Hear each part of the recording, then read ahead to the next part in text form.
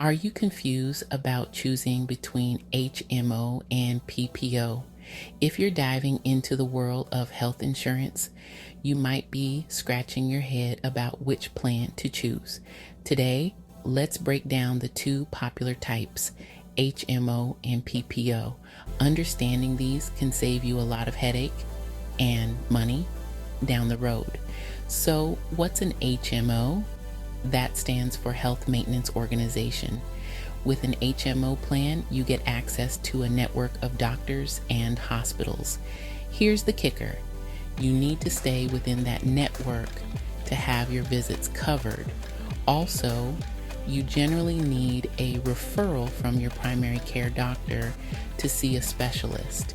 This might sound restrictive, but it usually makes HMO plans more budget friendly. Now, flipping the coin to PPOs or preferred provider organizations, these plans offer more flexibility.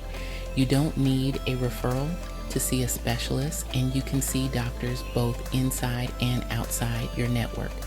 However, staying within the network will cost you less. The trade-off: PPOs typically come with higher premiums and out-of-pocket costs than HMOs. So, which is better? Well, it depends on your healthcare needs and financial situation. If you don't mind working with a primary care physician and staying within a network and want to keep your costs down, an HMO might be your best bet. But if you want more freedom to choose your providers and don't mind paying a bit more for that flexibility, consider a PPO. Remember, choosing a health plan is a personal decision. What works for someone else might not be the best for you. Always consider your own health needs and budget before deciding.